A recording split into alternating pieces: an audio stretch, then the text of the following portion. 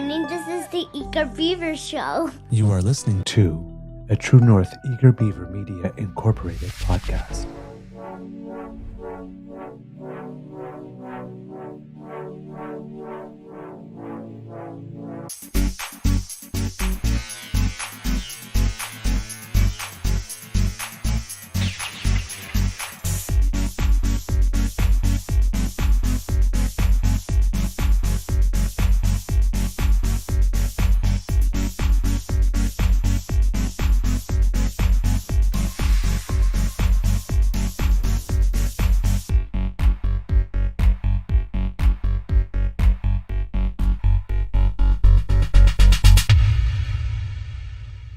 The True North Eager Beaver podcasts are proudly brought to you by our founding sponsors, the Misfit Mysteries from Corvid Moon Publishing, your source for science fiction, fantasy, and cozy mysteries featuring a broad diversity of characters, CanadianTarot.com, your uniquely Canadian online eclectic tarot community, and the Peppermaster, hot pepper sauces made from farm-fresh ingredients to thrill your taste buds and expand your mind.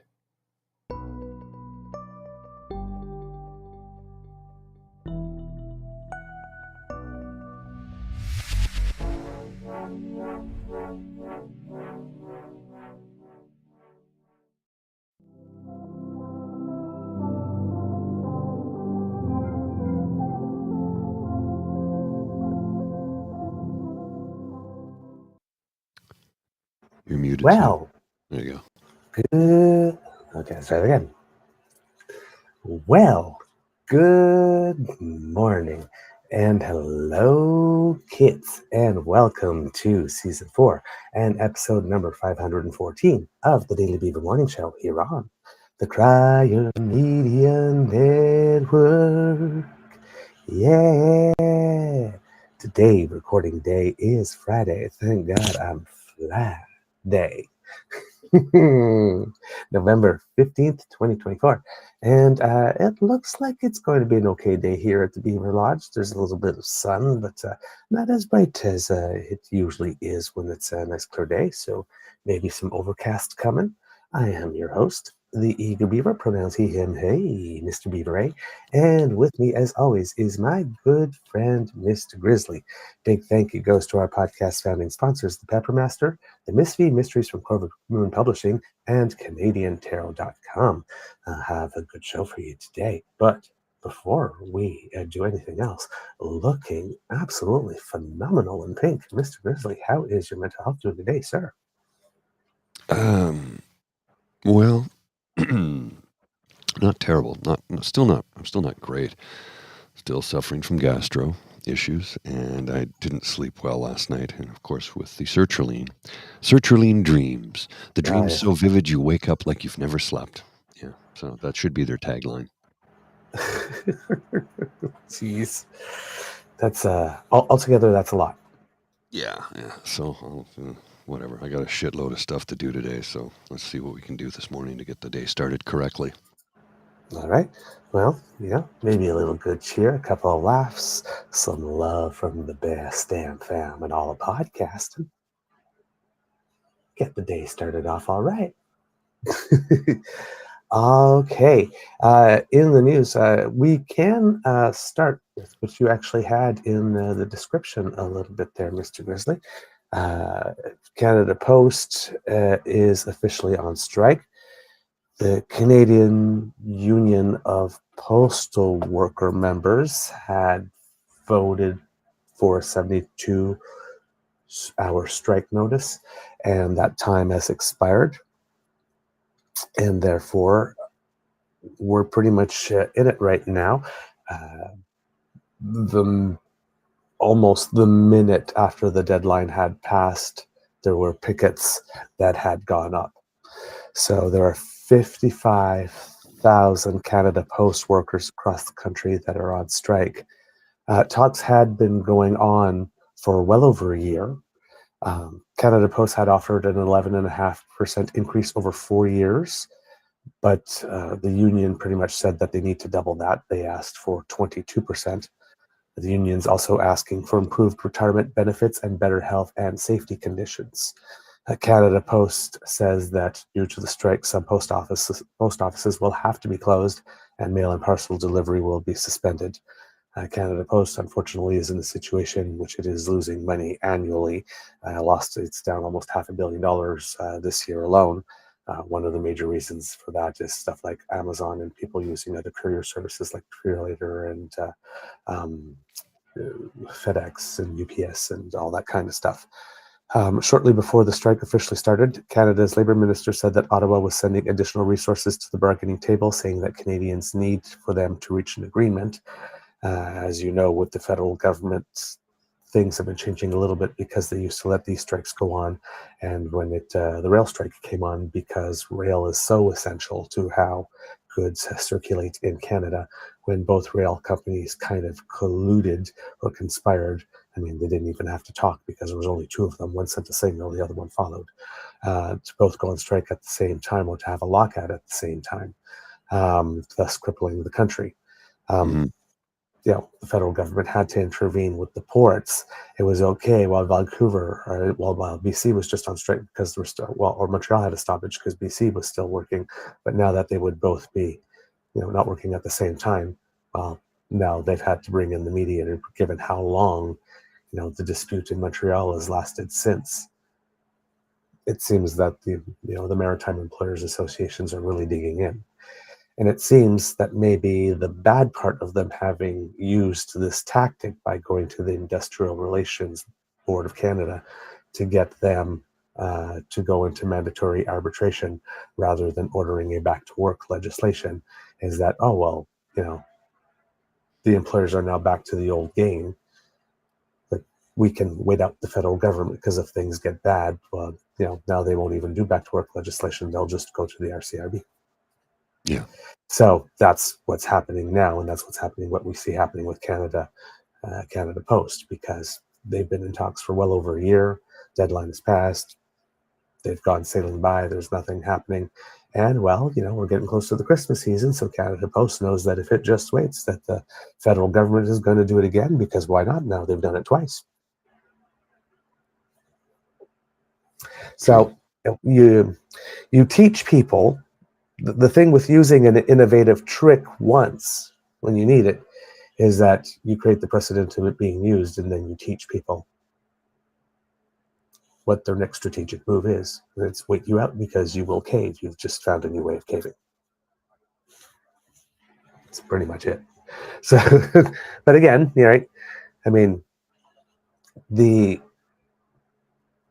counterfactual is to allow for goods and the shipping of things and the transfer of parcels through Canada Post and all that kind of stuff, and all the small businesses that rely on that, for example, to go through delays and stoppages and losses of income and all that kind of stuff, and have a whole bunch of people take a big hit. And, well, if you're in politics, well, you want to be popular.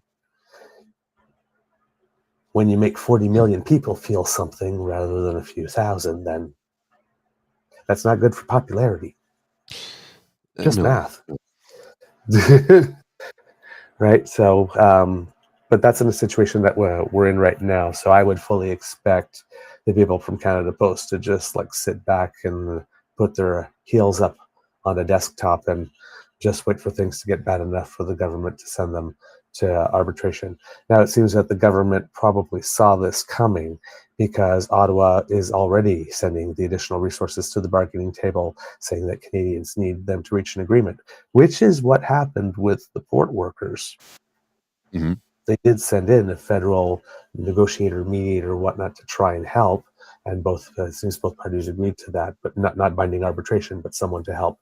And the employers and workers still, well, how do we put it this way? I'm sure the workers would have liked to have had a deal, so the employers didn't fight it within themselves to get to a place that would satisfy the workers. So now they're in the binding stuff. So that's what I would expect to happen here. That's probably now the new norm, because I remember when the Liberals used that move the first time, Lisa Raitt, who's no longer in government, but was once in that job, turned around, well, gee, if I knew I could have done that, I would have done that all the time from the get-go. So, yeah. That's probably a new unfortunately for those who are in the labor movement, a new precedent has probably been created where the government now doesn't have to worry about legislating and trying to get buy-in from other parties and worry about public embarrassment. Now you can just go to the RCRB now and impose binding arbitration. Now, of course, while binding arbitration doesn't get the workers maybe the most that they could get, it certainly does, hopefully, give them more than the workers, this is my final offer, take it or leave it thing.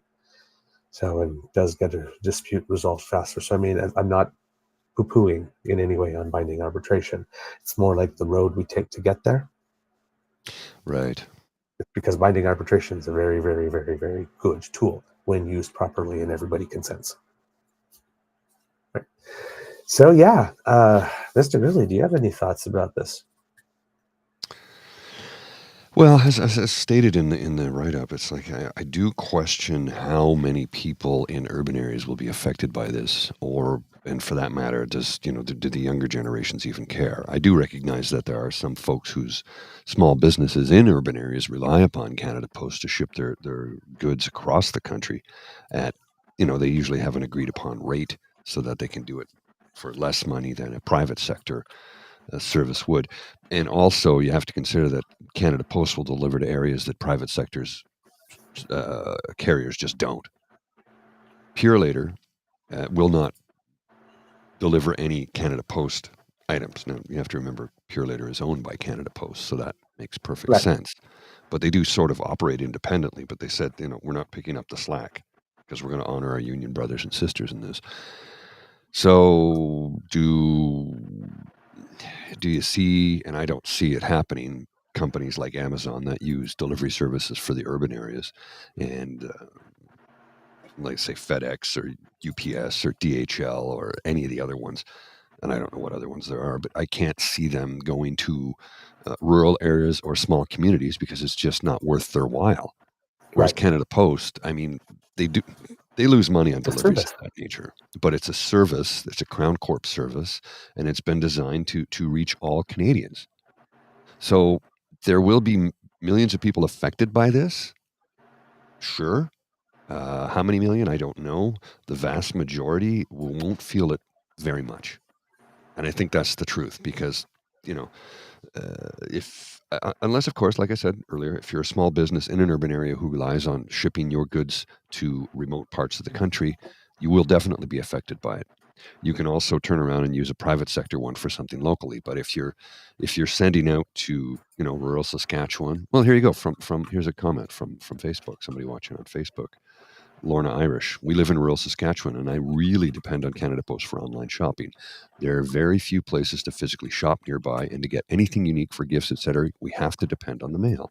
So, yes, rural areas, remote and smaller communities, absolutely. Without Canada Post, they're left, twisting in the wind. My question, though, is will anybody care when it comes to the majority of citizens, because so many of us live in urban areas now that it won't really directly affect us?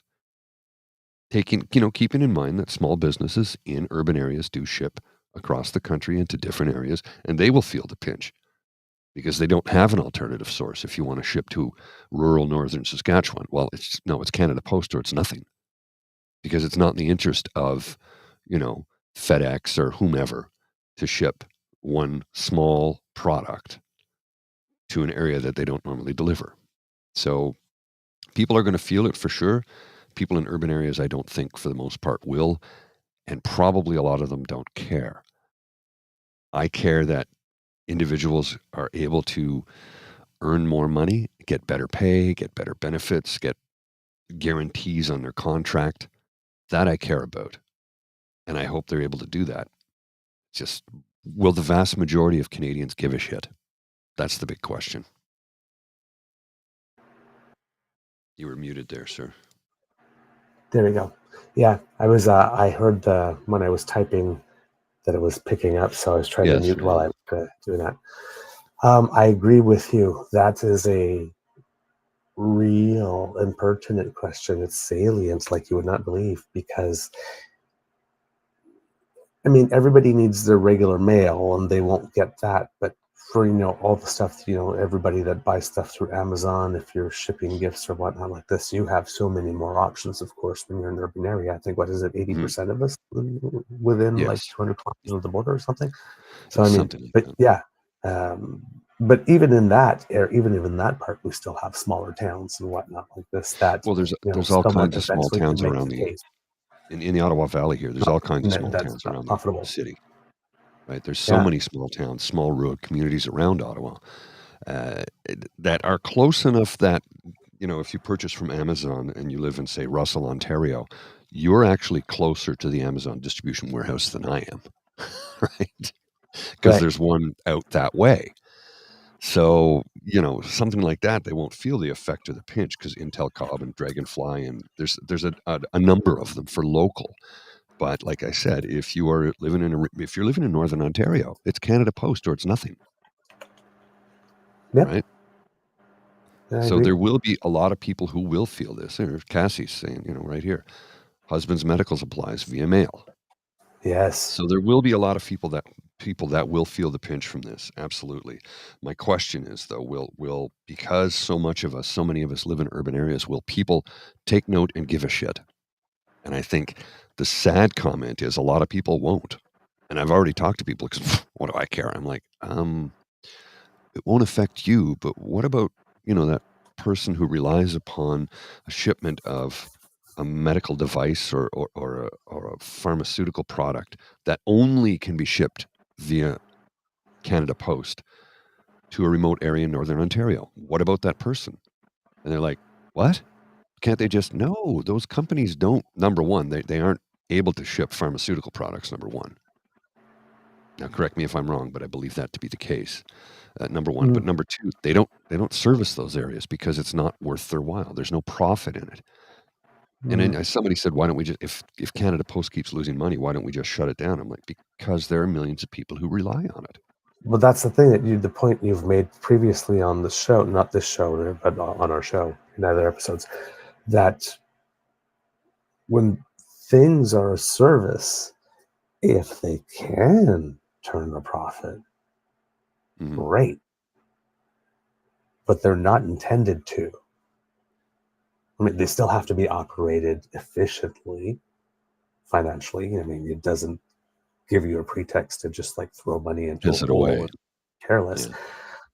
But I mean,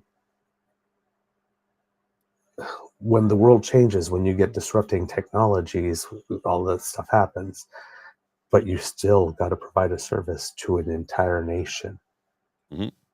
And sometimes those technological things break in such a way that they make you more profitable, and sometimes they break it in a way that make it less because it increases competition, right? See this comment from So Tom Trask: the military loses billions a year, shut them down, right? It's like exactly. they're not expected to turn a profit. They're It's like, not. and where Canada was a crown corporation, it's the same thing via rail. But these are Just service. services. Because could you imagine being a G7 nation without rail connectivity? I mean, No. it doesn't happen. So I mean, and everybody then goes and looks at, oh my God, I can't believe the loss, and we got to change the leadership. We got to run this like a business. They are, but a business that is a service. And not all services are profitable. It's just that simple. That was the situation with the news on TV back in the day.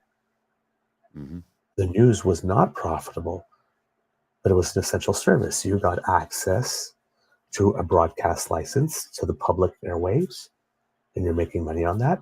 You got to provide this service. Information. Journalism. Allowing people to know what's going on in the community, what's going on in their country, allowing the government to communicate with the people about what it is they're doing with their money and on their time. But now there's so much more competition. Oh, yes. The rules have changed. Well, But you and still need let's remember, service. when talking about a service, there are millions of Canadians that are serviced by the CBC. Right. Because the CBC was set up to make sure that every Canadian in every corner of the country had access to radio and television services from CBC. And they keep saying, let's defund it. I'm like, yeah, but what about the folks who don't have any other radio where they live? They A don't nation have has access to the information, a right? nation has to have at least one fully nationwide media where everybody in the country can hear the same thing. Well, the argument is, well, it doesn't. I'm like, well, if you look even to the south of us, our American friends and neighbors, they have PBS for television hmm and NPR for radio, hmm and those are publicly funded. hmm And you find a single person who would ever say we should just shut those down, and watch how quickly the response would be, are you out of your goddamn mind? Now, they're publicly funded a little different. They do Yes, get a little bit, like I think PBS gets fewer than 2% of its budget from the government. So, but they're correct. publicly funded as in raising money from the public. They have They their have their drives. telethon drives, right? Their Right, funding drives. exactly. Whereas the It is CBC publicly is funded. state funded, CBC is direct. Yeah, but still publicly funded, but state funded. correct. Right. Well, and you remember on CBC radio, there are no ads. They tried it Yes. once, and people hated it so much that they took them away. CBC television, a lot of their revenue is generated through ads. Now, Yeah. I do have issues with the CEO, Catherine Tate. Yes.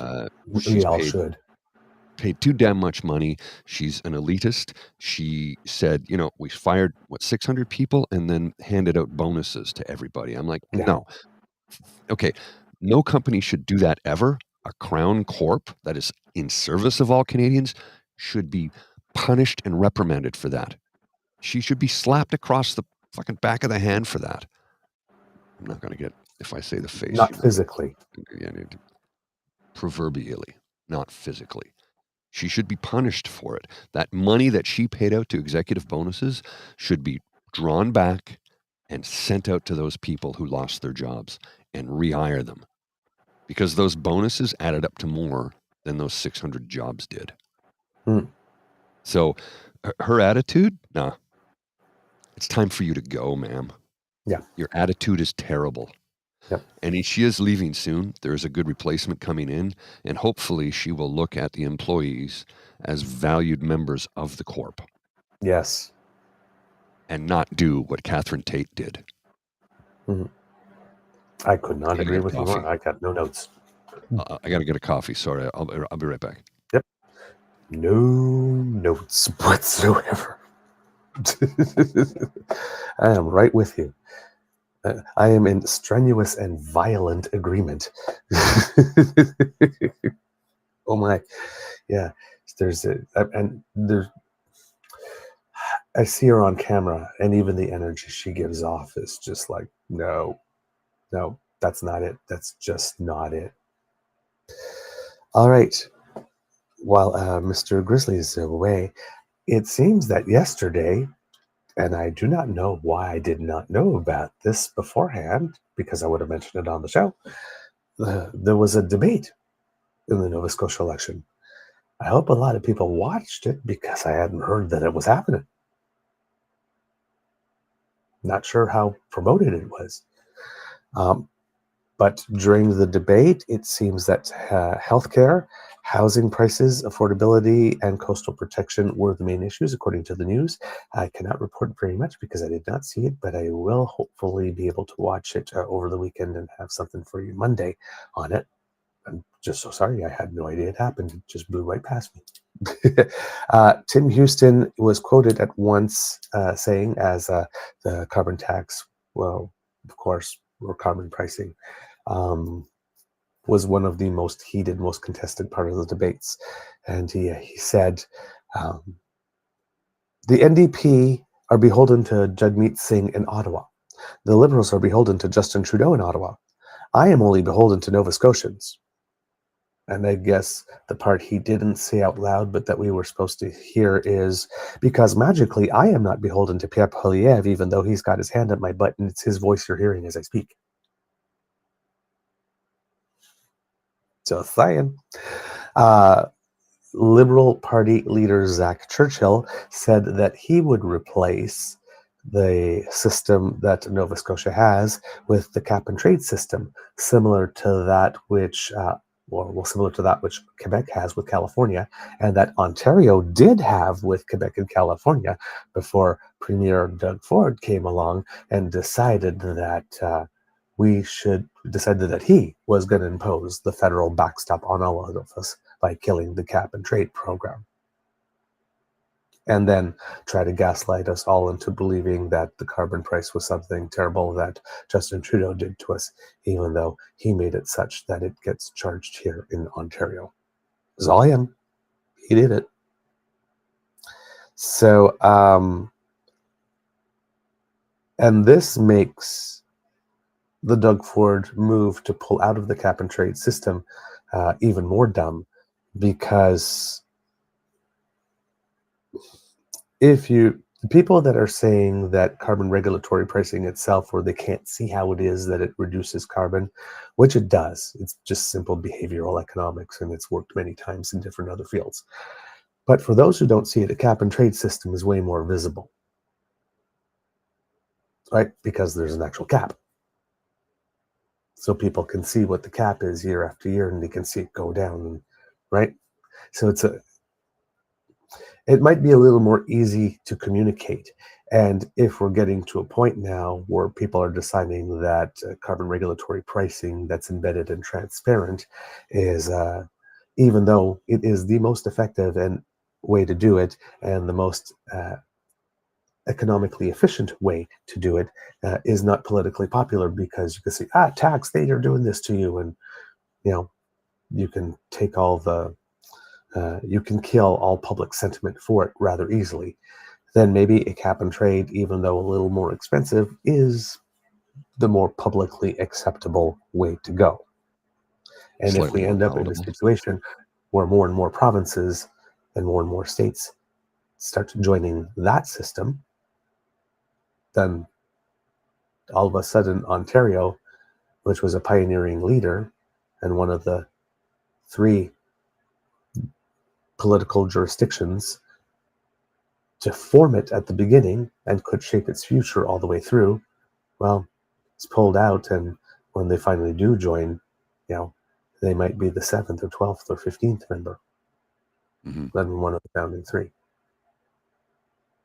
which is, politically not as good as if you had remained and waited for the world to come to you, as it seems might be happening now. So that was just not the best move. So Zach Churchill seems to want to go on to the cap and trade system, which means that there will be climate action being taken, but nobody's going to see an extra X percent on their bill. And that whole line of, that whole avenue of debate for avoiding climate action would no longer exist when it comes to this, to having an actual external price that everyone can see. The NDP leader, Claudia Chender, does not have a firm position on how carbon should be priced yet, which is kind of surprising for the NDP in one way, but not surprising when you think that the federal NDP seems to have also lost its cred on the environment issue. Based on the last election, at least, its climate plan was laughed at, which was kind of interesting. But she says, it's so ironic that you say that you're the voice of action, Tim, when all you do is blame Ottawa for the challenges that people are facing today in Nova Scotia. And that is true. That's a lot of things. That's the common playbook that the premiers are using. But you have to have a plan. You have to have a plan. You got to come with something to the table. You can't just say, you're blaming everybody else and not getting it done. But you have to say what you would do. Mr. Churchill did do that in this case. So he probably won that segment of the debate for those who actually want something to happen.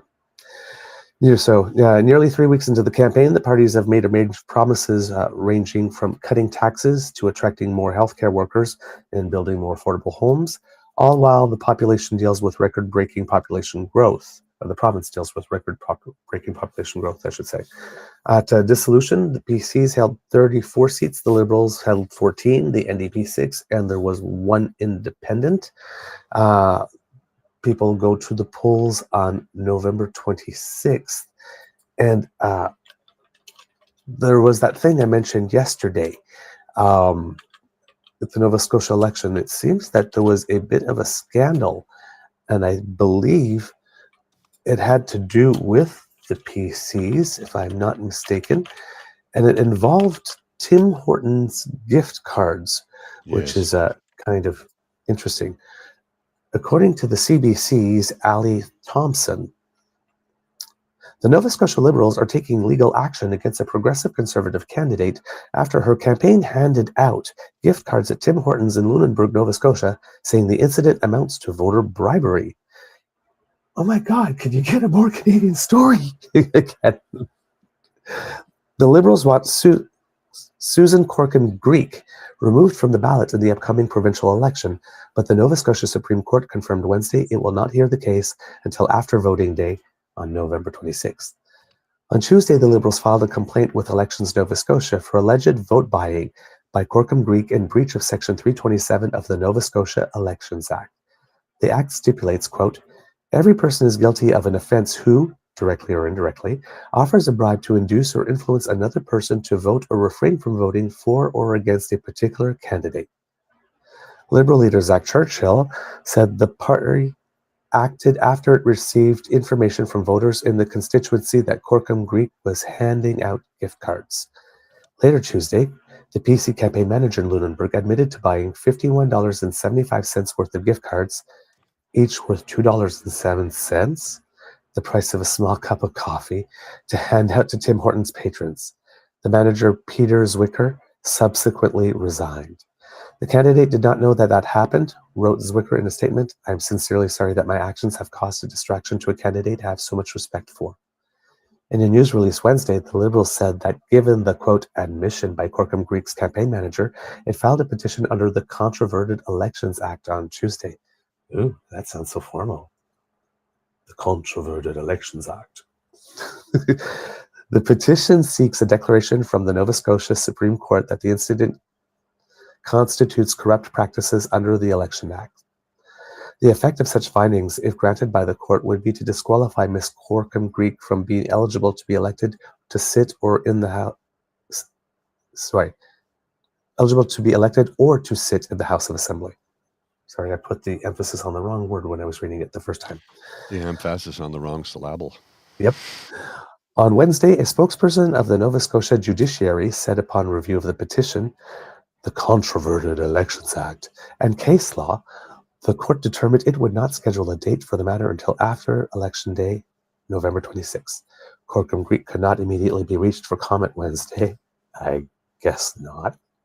She was first elected to the Nova Scotia legislature in 2021 to represent Lunenburg and served as the province's Minister of Economic Development. I too would probably take a couple of days off. During a campaign announcement Wednesday, PC leader Tim Houston appeared to deflect blame from Corkin-Greek and onto who described as a party volunteer and accused the Liberals of trying to, quote, weaponize the legal system. Oh my God, Tim Trump. It's $51 in gift cards. Climb down off the cross, buddy. Yeah. I know. It's still wrong. It's still wrong, but it's like, really? It's still wrong. Like, 50 come bucks. on, man. I mean, is 50 anybody bucks? really going for a cup of coffee? I mean, come to my campaign event. We have free coffee and donuts.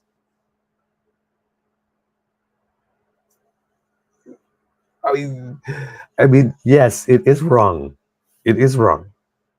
Like this, and on principle, you have to do it. But at $2.07 cup, $51. I was like, what? 20 people? 21 people? It's like, ooh, this guy is a real criminal, even Mastermind, yeah. mastermind. This is so typically Canadian. Oh, yeah. I just, Okay. Okay. If you think what's happening here, $51 worth of Tim Hortons coffee, there's absolutely no chance in the world that Zach Churchill's most recent event, the coffee cost less than that, Houston told reporters in Halifax. I'm sorry. Pardon me. It is funny. Now, let's not lose sight of the fact that this is Nova Scotian who's volunteering their time to help on a political campaign who maybe made a mistake. But the Liberals said the Elections Act does not make exceptions for small bribes. Quote, dismissing the impact of a small bribe is to diminish and tarnish the integrity of our electoral process and ultimately our democracy, the statement said. It's urging Houston to remove Corkum Greek as a candidate, at which point it would discontinue its court petition. The statement also notes that although Elections Nova Scotia is investigating the initial complaint, it has no authority to provide any remedy other than referring the matter for prosecution. Naomi Shelton, the Director of Policy and Communications at Elections Nova Scotia, confirmed on Tuesday the office was investigating the incident. The petition was filed by John Robart, President of the Liberal Electoral District Association for Lunenburg, against Corkum Greek in Bridgewater.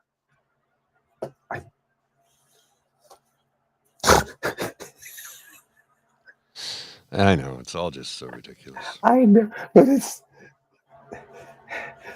Like I said, I get it, but again, I'm reading even the liberal statement here. It's like I'm like dismissing the impact of a small bribe is to diminish and tarnish the integrity of our electoral process and ultimately our democracy.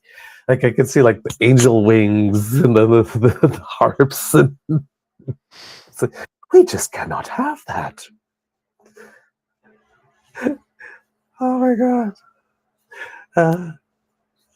And again, I'm laughing at the variables, but not the constant, because I agree the constant is important. But I mean, wow! Like if you're gonna violate a rule, like go all in, man. Yeah. $51 at $2.07 a pound. I mean, I'm sure there's like some person at Elections Nova Scotia looking at this and going, "Oh, come on, man! Really? Mm-hmm. Okay, here we go." So, yeah, this is a little. Part of this is pedantic, and part of this is, however, important principle. It's just the intersection of them both is a bit giggly.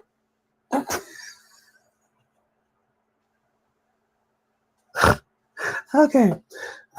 Mr. Grizzly, do you have the clip I sent you? Yeah, I'm trying to get it up and operational here. Just give me a second. Just having some technical difficulties on my end because I got a lot of stuff. Oh my God. Operational. Okay. Background. While you Here do that, we're ready to roll. Yeah, no, I'm ready to roll. Okay. I'm just trying to get it up and operational. Just start it from the beginning. We're just going to do a lot of tech issues on both ends today because I've got a lot of things running in the background to keep things operational, and I have to take care of a few other things at the same time, so it's really draining the system. But this little Mac Mini is rocking and rolling right on through it. So here we go. Here's Doug Ford talking about Mexico and the free trade deals. At issue tonight. Oh, wait, do you want it start at the beginning? Correct? Yeah, start at the beginning because there's stuff in the intro, but just the first segment. Okay. Ontario's premier is suggesting Canada cut Mexico out of the North American Free Trade Agreement negotiations. What I'm proposing to the federal government, we do a bilateral trade deal with the U.S., and if Mexico wants a bilateral trade deal with Canada, God bless them. Ford accused Mexico of being a backdoor for cheap Chinese imports. The finance minister says she has heard similar concerns from American officials. Mexico is not acting the way that Canada and the U.S. are when it comes to its economic relationship with China.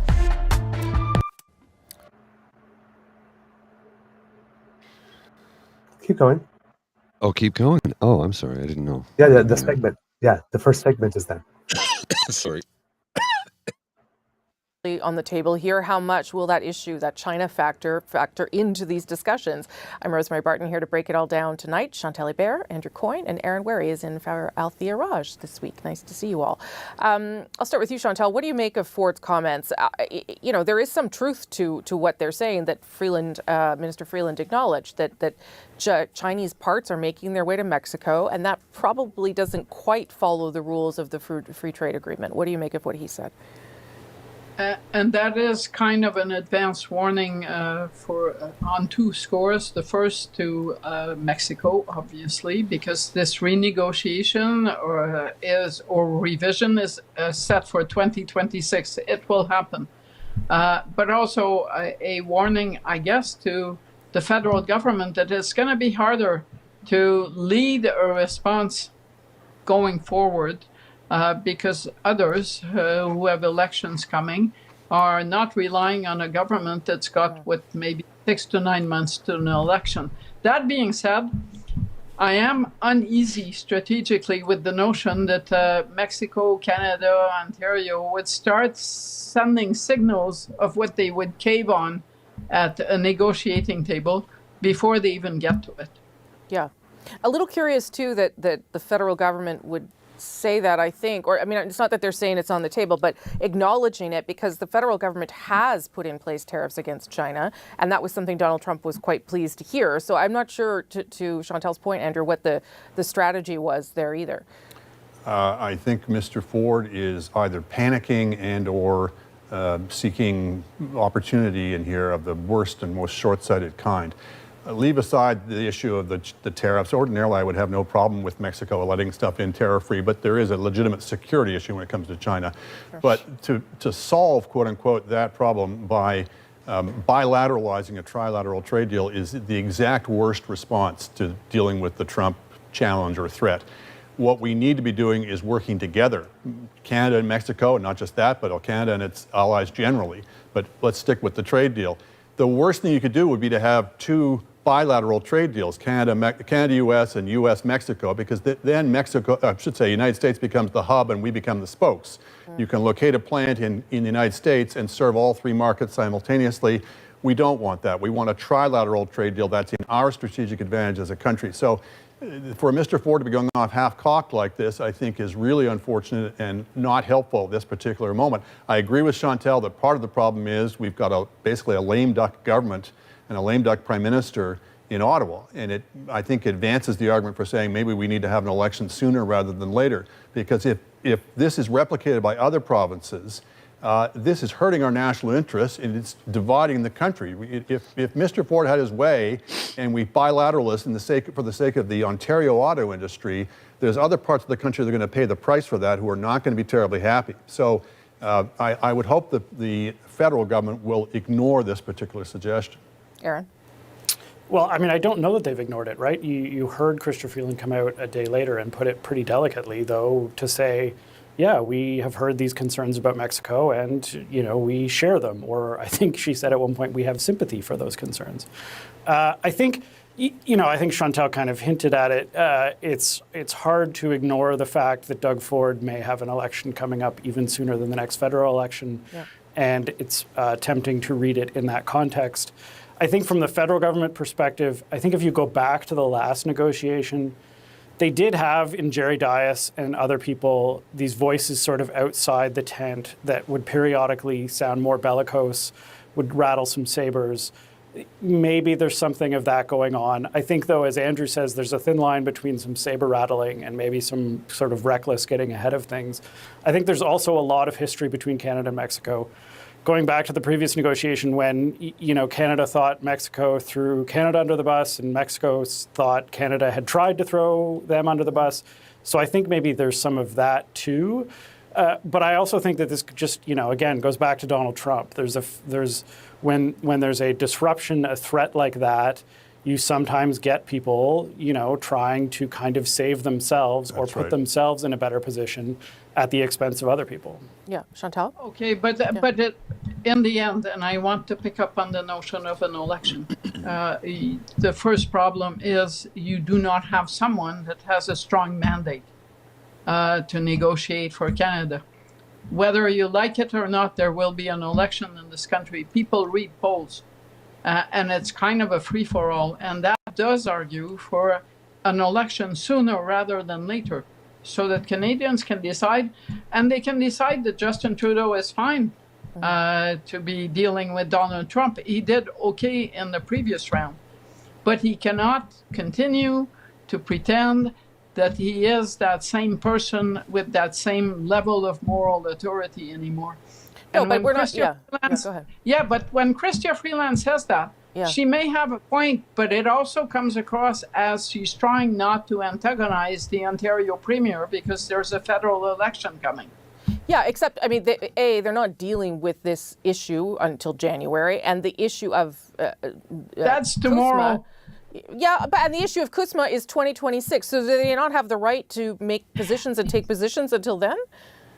But the thing is that's not the issue. Right. The thing is, if Mexico and Canada are going to start shooting at each other, it only helps one person at the negotiating table, neither of whom is the Mexican or the Canadian representative. It's the guy who likes negotiating, Andrew. Mr. Ford can take whatever position he likes behind closed doors, but to be making public statements like this in a way that is divisive and counterproductive in terms of a coherent negotiating strategy with the Americans, which I will stress means a united Canadian position. It means a united Canadian-Mexico position, and it needs, in a broader ambit beyond trade, it requires a unity amongst the democracies. Mr. Trump has been very clear in saying that he regards America's enemies as its allies and its allies as its enemies now. So he'll be cozying up to Russia, but he'll be doing everything he possibly can to antagonize America's erstwhile allies, and that would include Canada. He is essentially a nihilist, and he will be looking for ways, for example, to divide us amongst ourselves. So I think we need to have a conversation amongst all of Canada's leaders, amongst the different political parties, between the provinces and the feds, on working out some kind of, it doesn't mean everybody has to march in lockstep to whatever the Prime Minister says, but it does mean we've got to figure out some way to approach this in a relatively unified fashion, because otherwise the Americans will pick us apart. Aaron, sorry, Aaron. Yeah, look, I think one complication with having an election is that the Liberals are probably banking on the fact or the idea that they can spend a few months at least dealing with Donald Trump and sort of proving their mettle again to Canadians and then carry that into the next election. But to Andrew's point, I do think the Doug Ford comments raise the issue that there is not going to be, or it seems unlikely to be, a united front this time around in Canada. Last time around, the Liberals were able to put former Conservative cabinet ministers that were in Stephen Harper's government on their advisory panel. They had Brian Mulroney on their side. I can't imagine the Liberals and Conservatives, or I have a hard time imagining the Liberals and Conservatives working together this time. You had Pierre Poilievre already tweeting that he was, kind of mocking the Team Canada approach. So I do think, as much as the Liberals might want to, show themselves, prove themselves again in their ability to deal with Donald Trump, the domestic debate is going to be much tougher than it was last time. Yeah, Chantal, last word. Not only, but they're not going to get to prove themselves because, as you heard this week, and it makes total strategic sense, the Trump team will wait out the Trudeau team until there is an election. Now, how about the notion that Justin Trudeau has been looking for a reason to explain why he should lead the country for another 4 years? And how about the fact that his main success has been handling Trump in the previous episode? So if he's looking for a narrative, he needs a mandate. No one is going to take him seriously in Washington unless he gets a new mandate or is gone. And it's a legitimate debate. It's if we want an overarching issue to frame an election around, which party is best prepared and which leader is best prepared to deal with Donald Trump is a legitimate issue to have an election over.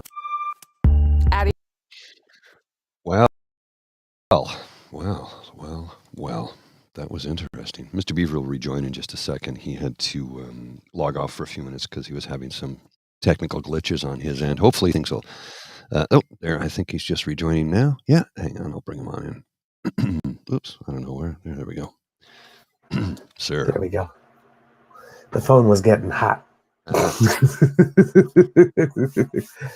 So yeah, I wanted to play the full discussion here because when I was mentioning yesterday, Doug Ford talking about this, thinking Doug might have some designs on being prime minister one day, and he's testing the waters with some of these pronouncements, but just how unhelpful it is. It's like this guy's way out over his skis. Oh, yeah. And the other way that he's way out over his skis that we learned about yesterday, I'll give you a little context. We have been talking about a guy named Timothy Snyder, who wrote the book on tyranny. The lesson 1 in the book on tyranny, because that's 20 lessons, is do not obey in advance. He says, most of the power of authoritarianism is freely given. In times like these, individuals think ahead about what a more repressive government will want and then offer themselves without being asked. A citizen who adapts in this way is teaching power what it can do. Yesterday, came out in the news, this is by Isaac Callan of Global, the Ford government has signed a deal worth roughly $100 million with Elon Musk's Starlink company to provide high-speed internet to parts of northern and rural Ontario. On Thursday, the province announced Starlink had won a competitive bidding process to run a satellite-based internet program for roughly 15,000 households and businesses beginning in June 2025. Quote, our government is pleased to work with Starlink to offer a highly advanced satellite internet service that will help people living and working in the hardest to reach areas of the province access high-speed internet, Kinga Surma, Minister of Infrastructure, said in a statement.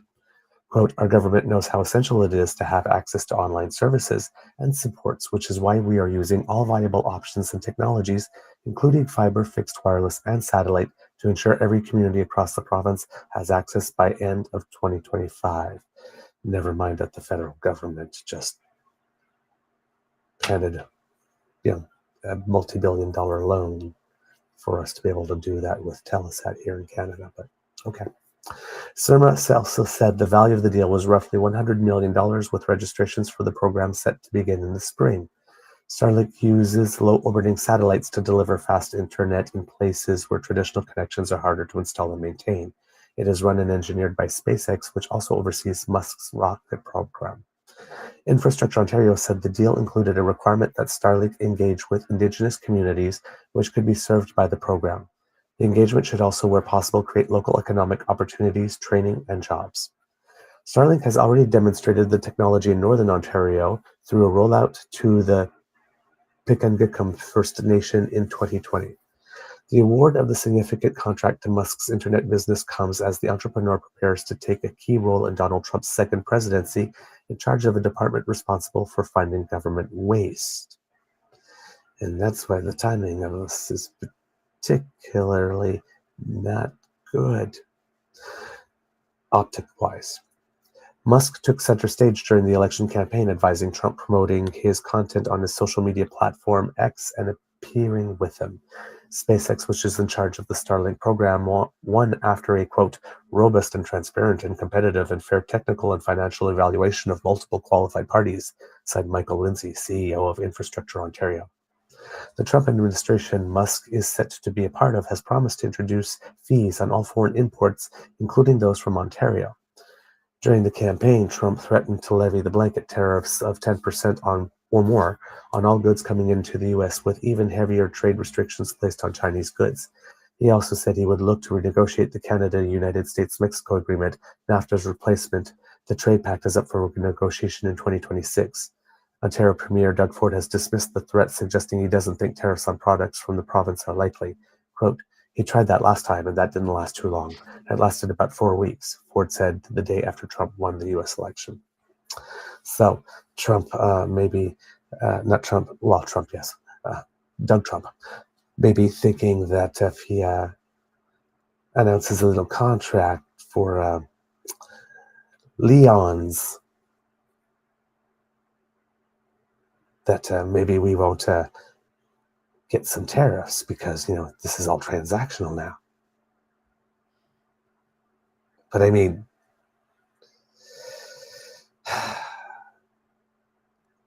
just 1 and 9 days later, here I am rolling over and showing you my belly for scritches. Doug Ford, stand in awe of the leadership.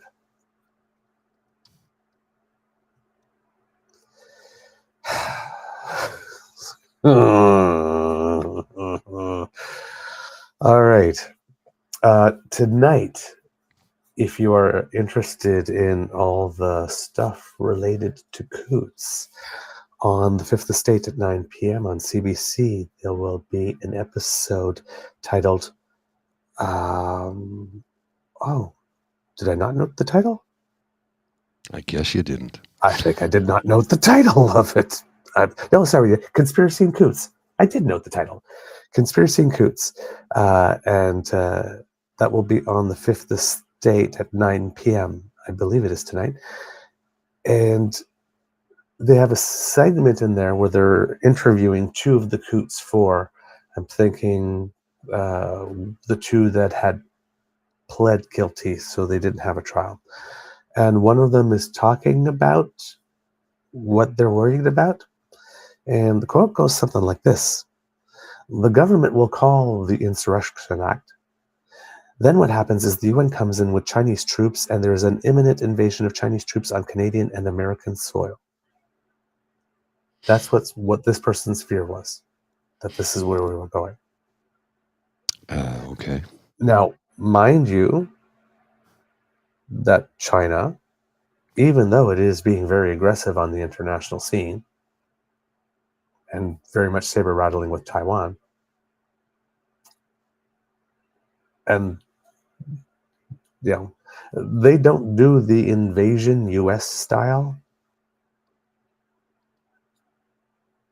I haven't seen it yet in my lifetime. They do other things, and they're not great. But this type of invasion that he's like Hollywood cinema movie invasion, China is way more subtle than that.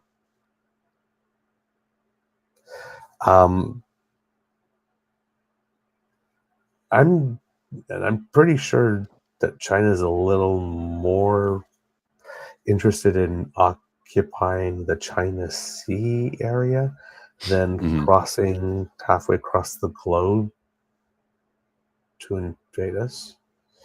So yeah, these 2 people were found not guilty of conspiring to kill a police officer, and only had weapons and possession and mischief charges on which they were found guilty. And there's a criminologist from the University of Alberta that says that this type of extremism needs to be taken more seriously in Canada. Quote, "This is treated as a standard series of street-level crime. Because of what they have got, because of that, they have gotten away really lightly, in my opinion. Both were sentenced to 6.5 years." So it looks like it's going to be a pretty interesting in-depth investigation into how it is some of the most radicalized within this movement think and what it is they fear is coming. And it's always good to know that, so that you know what you're dealing with. So I'll probably be taking a chance to look at that. So I figured it might catch your attention too if I told you about it. You want to talk some sports, Mr. Grizzly? Well, the Grey Cup is on Sunday. I knew you were going to say that. And it's questionable, who's going to win. It's Winnipeg and Toronto, the Argos against the Blue Bombers. And who is going to win this one? That's up for debate. Both starting quarterbacks for both teams are out. They were both injured. Zach Collaros broke his leg for Winnipeg. Oh, wow. And we had a similar situation for the Argos starting quarterback. So you got backup quarterbacks on both teams.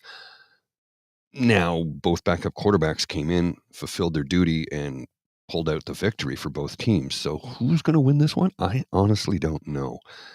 I will cheer for the Argos because, in an East meets West classic matchup in the Grey Cup, I live in the East-ish, so I'll take for the Eastern team. Had it been the other way around and Montreal had beaten Toronto and Saskatchewan had beaten Winnipeg, I would have been difficult because I would cheer for Montreal, but I mean, come on, Saskatchewan's everybody's second team, right? Who doesn't love the Saskatchewan Roughriders? They have the best fans in the league by far. So, who would I cheer for in a match like that? Well, it doesn't matter. It's not happening. So it's an easy one for me. I'm cheering for the Argos. So let's go Argos. The double blue. Okay. The oldest professional sporting franchise on planet Earth with the same name. Did you know that? Really? Yep. They've never changed the name. They've been the Toronto Argonauts since day one, and they are the oldest team in the world with their original name. I did not know that. Yeah. So according here to Jessica Pigato of CBC Sports, says that this is the Bombers' 5th consecutive appearance in the Grey Cup, which is quite a reversal for a franchise that went 29 years without a championship before finally breaking through with back-to-back titles in 2019 and 2021. Because there was no league. The league did not play. There was no play in 2020 because of COVID. Exactly. No team has experienced a run like this since Edmonton reached 6 straight Grey Cups from 77 to 82, winning the last 5 as future NFL star Warren Moon blossomed into the CFL's best player. But the line between dynasty and laughingstock can be painfully thin, asked the 90s Buffalo Bills. Since going back-to-back, the Bombers have suffered 2 straight upset losses in the Grey Cup. The Argos beat them in 22 as a 4.5-point underdog before Montreal shocked them last year as an 8-point underdog. Winnipeg is a 9-point favorite to defeat Toronto this Sunday, implying the Bombers have an around an 80% chance of recapturing the Grey Cup. But if they don't, they'll become the first team in 38 years to lose 3 in a row. No pressure. 2 years ago in Regina, Chad Kelly came off the bench in the 4th quarter of the Grey Cup to replace the Argos' injured starter and engineered the go-ahead touchdown drive in Toronto's 24-23 upset of Winnipeg. Turned out Kelly was pretty good. He won the CFL's Most Outstanding Player award the next season as the Argos went 16-2 before face-planting in the East Final against eventual champion Montreal. I like the way sports writers write. It's great. Mm-hmm. Well, some of the best writers are sports writers. I know. After serving a 9-game suspension to start the season for violating the league's gender-based violence policy, Kelly appeared to be finding his footing at the right time. He accounted for 5 touchdowns in Toronto's 58-38 win over Ottawa in the first round of the playoffs and had the Argos up 2 scores on Montreal in last week's East Final rematch. But Kelly broke his ankle late in the 3rd quarter, pressing backup Nick Arbuckle into his first CFL playoff action. The 6th-year journeyman did the job, completing 5 of 8 of throws for 73 yards and getting Toronto in range for a key field goal before the Argos hung on for a costly 30-28 win over the CFL's top-ranked team. Arbuckle didn't play much this year, even when Kelly was suspended. Before the East Final, his most notable appearance came in a meaningless regular season finale against Edmonton. Arbuckle put up some impressive numbers in that game, throwing for 378 yards, 2 touchdowns, and an interception in a 31-30 overtime loss to the Elks. But the Blue Bombers are a different beast. They surrendered a CFL low 20.3 points per game this season as shutdown cornerback Tyrell Ford ranked 2nd in the league with 7 interceptions. Wow. Those are good numbers. I mean, I don't know much about football, but I know that those are good numbers.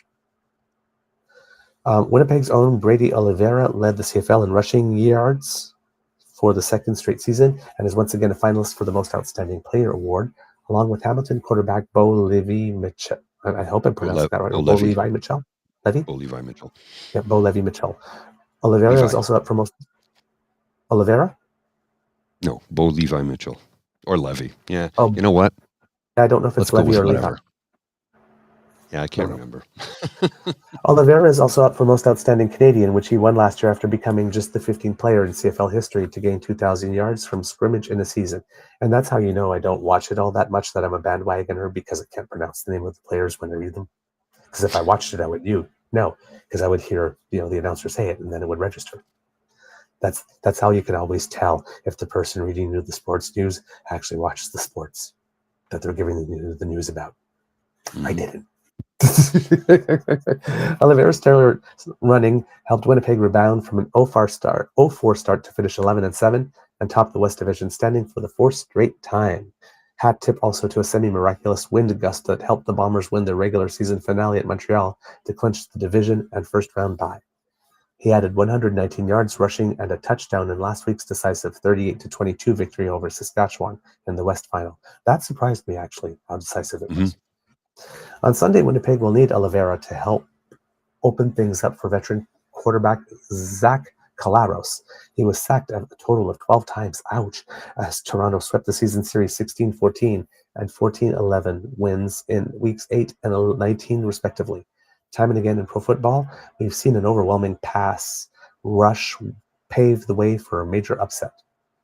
At first glance, the quarterback mismatch seems too big for Toronto to overcome. Arbuckle, all due respect, is a nobody who's never appeared on the biggest stage in Canadian football. Ouch! While Collaros is a two-time MOP and three-time Grey Cup champ who was the MVP of the 2021 title in the game. Okay, I can see. Okay, but still, ouch. Yeah. But the Bombers QB is 36 years old, and he threw almost as many interceptions, 15, as touchdowns, 17, this season, for an offense that ranks second worst in the league in points per game and 6 out of 9 teams in yards per play. On the other hand, that might be enough for Winnipeg's dominant defense, barring a storybook Grey Cup debut by Arbuckle. Considering all that, along with those two regular season rock fights, I guess the safest thing to predict is another close, low-scoring contest. But as the Bombers can attest, anything can happen in the Grey Cup. That's a well-written article. He's a good writer. Yeah. Jesse Capigato? Mm-hmm. A1. It was actually fun to read. Well, this is the thing, like, sports writers tend to be able to write stories about things that aren't always exciting. And they find a way to make you engaged, and non-sports fans like will become avid sports readers when you have a good sports writer. My sister, who is a writer, who told me a long time ago, she said some of the best writers are sports writers, and she named off a bunch of them and said, read any of the books they write when they write them. They're great from start to finish. Mm-hmm. Glenn McGregor? Is it Glenn or Greg? Former sports writer for the Ottawa Citizen, had published a number of books, and he was one of my sister's writing heroes when it came to sports writers. So yeah, they're always great. And you got to remember, what's his name, who wrote for Sports Illustrated for decades, whose name is escaping me right now. I can see his face, but I can't think of his name. Absolutely brilliant writer. I wish I could think of his name off the top of my head, but he's retired now. He's just one of those guys that everything he writes is worth your read, even if you don't even like the subject matter or the topic. He's just so engaging. Nice. Now, if you happen to be in the area of the Grey Cup, there are activities. So at 11 a.m. this morning, if you're in the area, there's the Calgary Grey Cup Pancake Breakfast at the Billy Bishop Carrisdale Legion, where your cowboy hats would meet Tough Enough, the official horse mascot of the Calgary Stampeders. There you go. There's the CFL Legion's luncheon at 11 as well, and there's the Street Festival at Canada Place from 11 a.m. to 9 p.m. And there's activities at the Vancouver Convention Center as well, both east and west. And from 6:30 to 9 p.m. tonight, there's a gala dinner open to fans and players.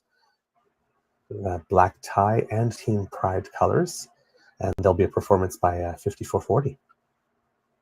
So that's kind of cool. And if you're by the Vancouver Harbor waterfront at 9:30, it seems that there will be a big drone show. And I'm guessing that is somehow related to the CFL thing. It says, watch as dazzling displays of light and movement and creativity tell the story of our vibrant city and the iconic Grey Cup. So I guess that's what's going on in Vancouver if you're celebrating for Grey Cup week. And then on Saturday, there's a Spirit of Edmonton breakfast, which is always the Street Festival will continue. Yeah. And they'll hand out a lot of sluice juice. Oh, okay. Sluice juice. It's an Edmonton Elks, formerly Esks sporting tradition at the Grey Cup, and at home games they have a big bucket of sluice juice. Okay, Basically vodka orange. Basically vodka orange juice, but they call it sluice juice. They have it in kegs, and they just hand out. I had some when I was at the game this summer, which Ottawa won on the very last second of the game with a field goal to pull ahead after a stupid play by Edmonton. Mm. And I was there with So- Emmy Chris at the game, and then we're watching it, and he's like, "Okay," and now they're going to blow it, and I go, "How could they blow it? And they just scored. They pulled ahead. All they got to do is just kick the ball down the field." But what they did was they kicked the ball out of bounds, which means Ottawa automatically gets the ball on the 50. They had one play, got the clock down to 1 second, got it within field goal range, got up, kicked a field goal, won by a point. Heartbreaker. We're down by 2 at that point. It's like, with no time left on the clock, kick the field goal to win the game. Jeez. He's like, "Yep, that's Edmonton. That's how we lose." Snatch defeat from the jaws of victory. So the events continue at Canada Place at the Convention Centre, and tomorrow from noon to 2, there's going to be a cheer extravaganza event. So for those who like cheerleading, and at the Vancouver Convention Centre West, there will be Sam Roberts Band and the Trues in concert. There'll be a backyard street party day featuring Doug Cole at the BC Place Terry Fox Plaza. There'll be a fan march at 1:30 p.m. from Canada Place to the Terry Fox Plaza. And there will be, 10 a.m. to 3 p.m. a Massive pregame block quantities party of beer featuring Biff consumed. Naked at BC Place. Oh, cool. Yeah. Well, And then, look, I don't know if you've been to there's always big Grey Cup parties, and every team has their own themed event. And one of the best ones to go to is always the Rough Riders party, because they bring in literally thousands of people will come from Saskatchewan for the Grey Cup every year. And I've met people who have been to like 30, 40, 50 Grey Cups. I'm like, damn, you have to save all year for that, because it's an expensive process to get to where the Grey Cup is, get your hotel room, get your tickets. You're there for a week. I'm like, this is a vacation for people, and they plan their year around it. And I'm like, damn, I've been to 2 Grey Cup games, and I was actually really tempted to fly out for this one because I was able to find a cheap flight. Looked good. It was promising, and I had a place to stay, but it was like, the ticket price is it's pushing it. The ticket was more than my flight. So, I don't have revenue stream right now. I'm living off my severance and savings, so it wasn't a good idea. Now, that being said, I do have to go to Calgary in a couple of weeks. I'm flying out on a Thursday, and I fly back on the Monday at the last weekend of the month. I've got some business to do out there, along with some networking as well. And I'm going to do some hiking, and if there's snow on the ground, maybe get some skiing in. So it's a Excellent. working and a working trip, along with a little bit of leisure in there as well. I was struggling for the word leisure. I need one more cup of coffee. So just before I go to get that cup of coffee, I've got something here in the chat that I'm gonna post. It is a link to the first book published that I narrated recently. It's called Under the Lights: A Season of Growth, a Father-Son Baseball Journey, written by Patrick Dunn, narrated by yours truly. There's a link in the chat. You can go right to Audible, and you can either buy it or you can listen to. There is a 5-minute preview, which I actually have here if you want me to play it, but it's just whatever. Anyway, not so today, my but we first play it on another first day book because that I've narrated. I got low phone battery. Sorry, I couldn't hear you. Oh yeah. No problem. So anyway, it's my first book. Yeah, no, I understand that. My first book is now first book that I've narrated. It's not my book, obviously. My first book that I've narrated is now published and available for download. If you click the link I put in the chat, you can go there and make the purchase, and it's not expensive. It's like $8, I think, or something like that. So you can help a fella out, because I get paid on sales. I didn't get paid to do it. I get paid royalties. So we need to we need to make some sales. Okay. All right. I'll do a couple more sports things while you get your coffee, and then we'll wrap up. Okay. Cool. And for those who like music, the halftime show for the Grey Cup this year, the artist will be the Jonas Brothers. So if you're a big fan of them, you might want to tune in. On the hockey front, there was a big event that happened yesterday because the Edmonton Oilers' Connor McDavid became the fourth fastest NHL player to reach 1,000 points. It seems that he is the 99th player in history to reach the 1,000 points told, but like I said, the fourth fastest to ever do it. He scored a goal to record his 1,000th career point and set up Daryl Nurse's overtime winner for good measure as his Edmonton Oilers defeated the Nashville Predators 3-2 on Thursday. He says, it's a special moment. I said it the other day. This is legendary stuff. And this is Leon Draisaitl, his good friend, who was factored in on 446 of McDavid's 1,001 points. Quote, to witness that and to be part of it and to have seen him grow up from when he was 18 and we first met him, it is pretty cool, pretty amazing to be part of that. I'm very proud of him, very happy for him. So McDavid was playing just in his 659th game to become the 99th player, as I mentioned, to hit the magical plateau. He became the fourth fastest player ever to reach the milestone, trailing only Wayne Gretzky, who did it in 424 games, Mario Lemieux, who did it in 513, and Mike Bossy, who did it in 656. At 27, he also becomes the fourth youngest player to reach 1,000 points. Really big. To put it in perspective, McDavid did it in 98 fewer games than Sidney Crosby, who was the last player to reach 1,000 points was the Toronto Maple Leafs forward John Tavares, doing so on December 11th, 2023, in his 1,109th game. It only took McDavid 58 games to go from 900 points to 1,000. Jeez. Of course, the question came about, can he possibly get to the 2,000 point mark in his career? If not him, who else? That's the only question I have, Draisaitl said. I never bet against Connor McDavid. I've learned that over the last 10 years, it wouldn't surprise me. Hey, if you get one, why not two? In soccer, according to Neil Davidson from the Canadian Press, the independent report into the Olympic involving members of the Canadian women's soccer team coaching staff leaves as many questions as answers. But it's clear, quote, the practice of conducting surreptitious surveillance of opponents predated this summer's Paris Olympics.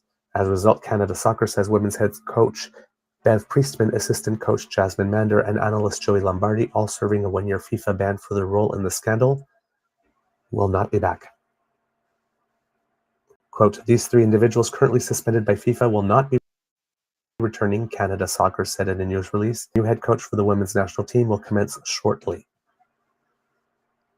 The findings of the right move. Yeah.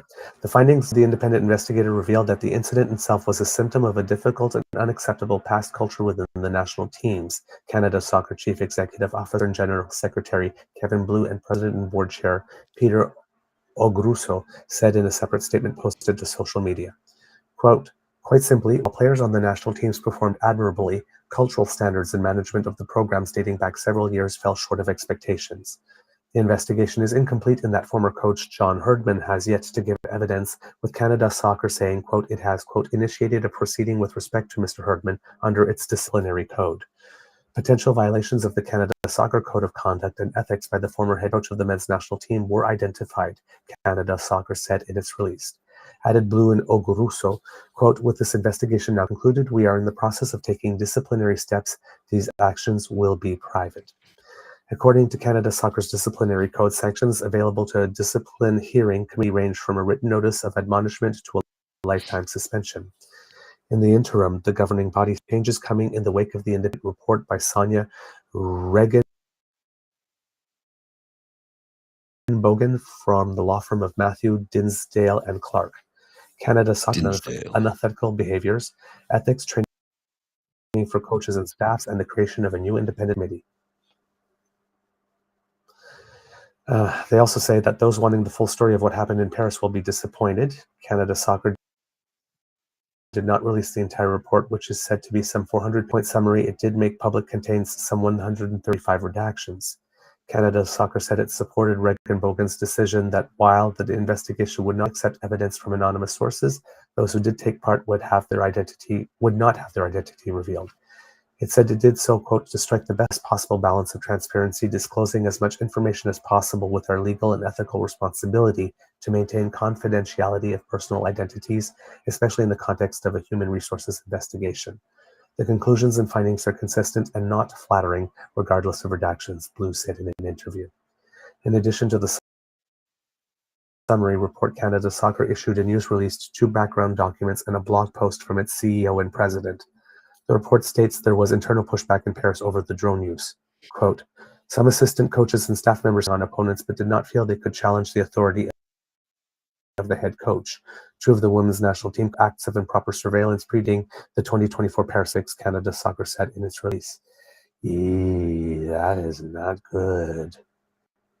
No, it is not. If you don't even feel you can challenge the authority of the head coach, there is more stuff going on culturally there than one would suspect. Yeah, there's some. Yeah, that's let's say toxic workplace, I would suggest. Holy crap. Blue said on a personal level that he, quote, felt disappointment and frustration like I think many people feel after the scandal.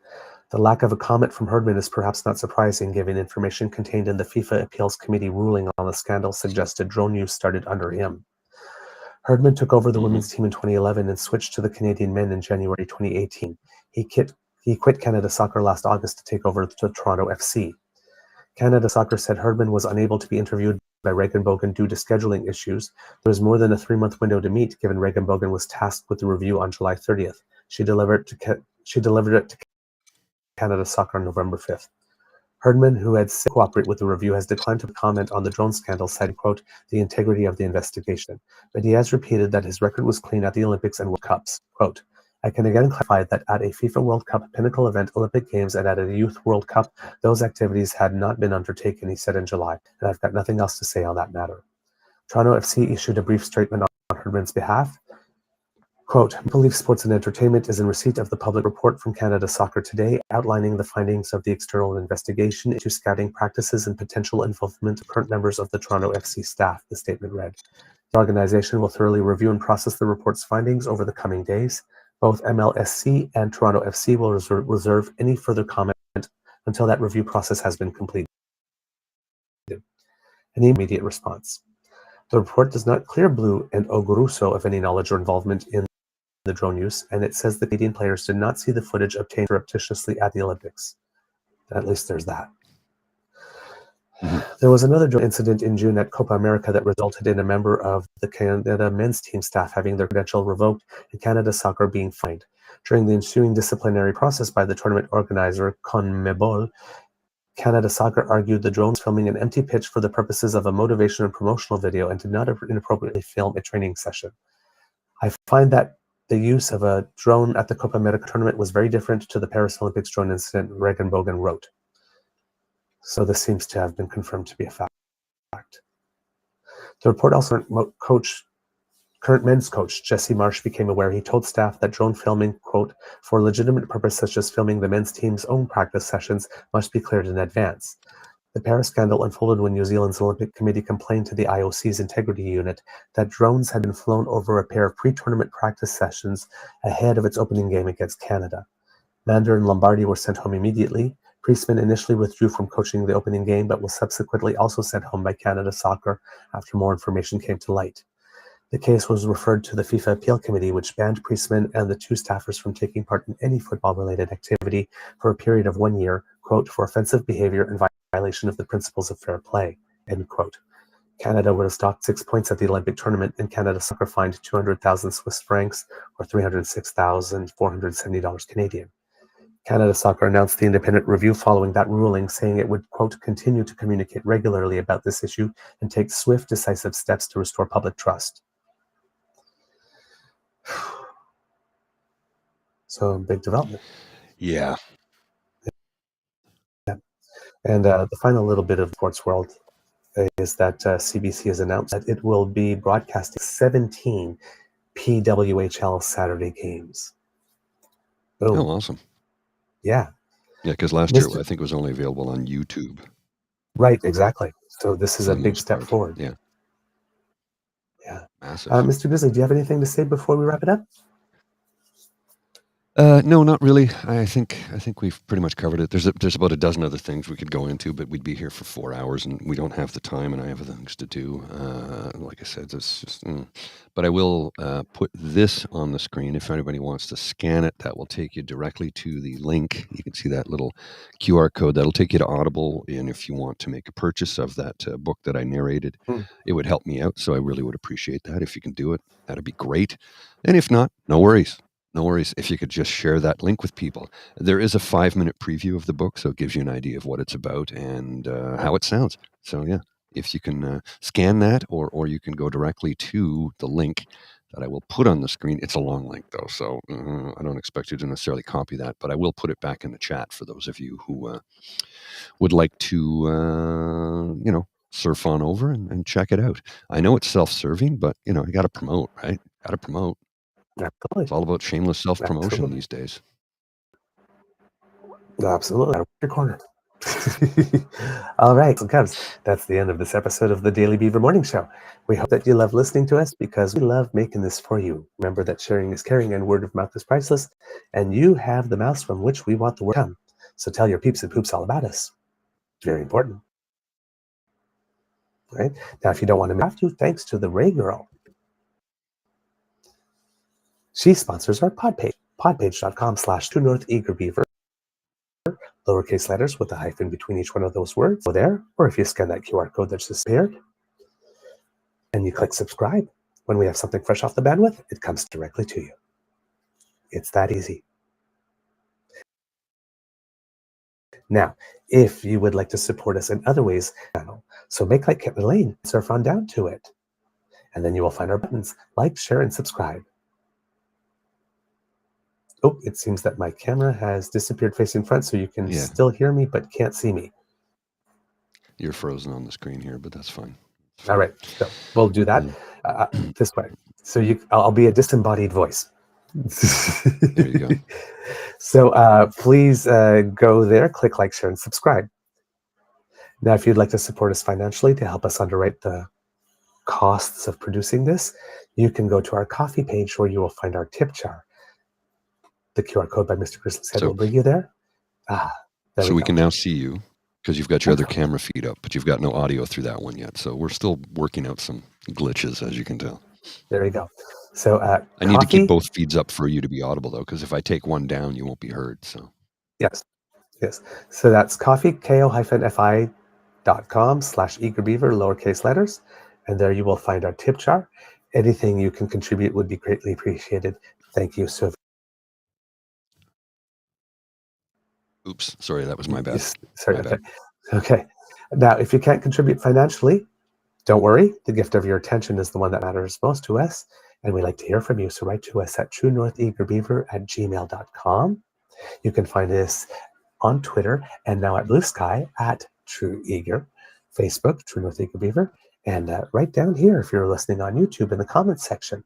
We read everything, and we thank you for your contributions because it helps make the show better. Because democracy is something that you do. You have a by-election in Cloverdale, Langley City in BC coming up in December, and some elections provincially in Nova Scotia on November 26th, 11 days from now. So plan your vote, volunteer, all that good stuff. You know what to do. All right. And if there's something going on that you want to write some letters about, remember, that's always something that you can do. Okay? It could be a tough world out there, kids and cubs. So please be kind to and gentle with yourself and have a beaverific weekend. Mr. Grizzly, do you have some words of wisdom?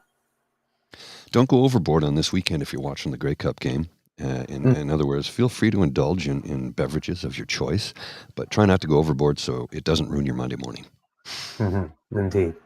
And if you happen to be among those who like a little wager, please do so very responsibly and in a limited manner and do not get emotionally invested in the outcome. I'm not a betting man, so I don't. Once in a while I'll be like, all right, I'll outcome of the game. I pick up the last round, right? That's my that's my betting. Yeah. All right, Mr. Grizzly, please cue the cock. I can do that. You are listening to a True North Eager Beaver Media Incorporated podcast. The True North Eager Beaver podcasts are proudly brought to you by our founding sponsors, the Misfit Mysteries from Corvid Moon Publishing, your source for science fiction, fantasy, and cozy mysteries featuring a broad diversity of characters, CanadianTarot.com, their uniquely Canadian online eclectic tarot community, and the Peppermaster, hot pepper sauces made from farm-fresh ingredients to thrill your taste buds and expand your mind. We are grateful to the Crier Media Network for its support, Pete Jarvis for our artwork, and Paul Joseph Something for our opening and closing sequence music.